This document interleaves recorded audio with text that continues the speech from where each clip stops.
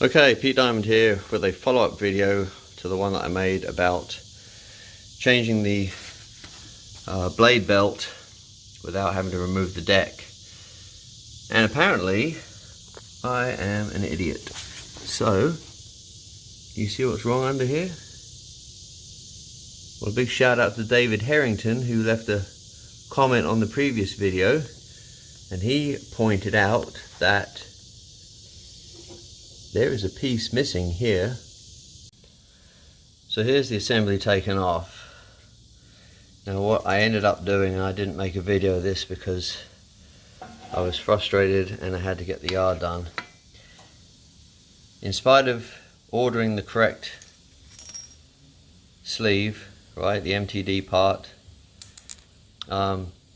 it would still throw the belt, and nothing I could do would make it work. So I ended up rigging up this MacGyver plate to permanently trap the belt in this retainer to stop it from throwing off every time.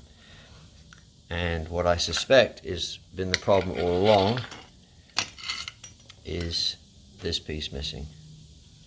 So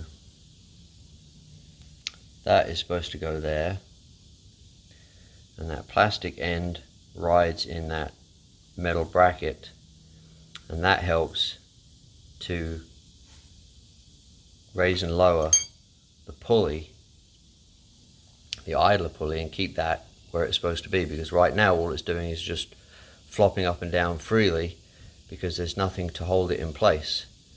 So what I'm going to do is I'm going to take off my MacGyver rig.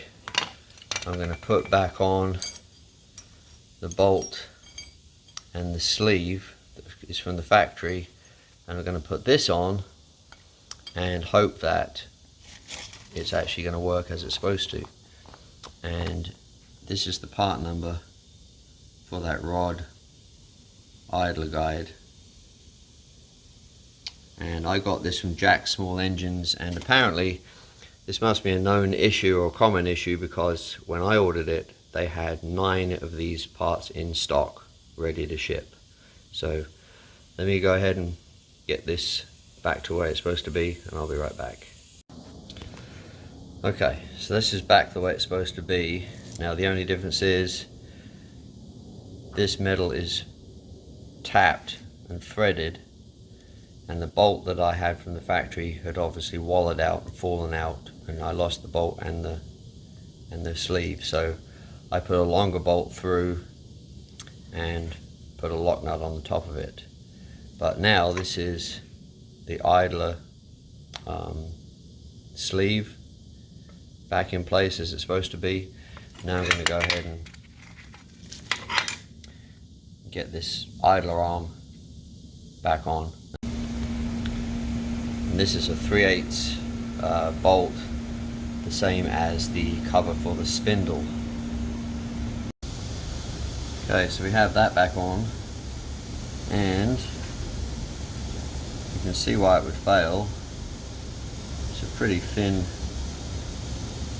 so I don't know how much force this is under when you adjust the height of the blades, but or the deck height, should I say. But I guess this is a point of failure. So I'm going to go ahead and get it back installed, get the belt back on, and see if, now that we have this guide rod in place, it will actually freaking work. Well, that worked like a champ. So what I originally thought was that this was supposed to ride on top of that bar, but it actually sits down below it. And now, without the jerry-rigged contraption on the bottom of the idler pulley, that MacGyver metal plate and all that nonsense I had, now it actually works exactly as it should from the factory. So thank God. Hope all of this helps you.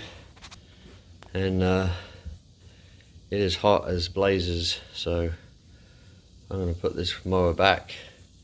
I've just got to put the cover back on, and then I'll get back in the house. Thanks for watching.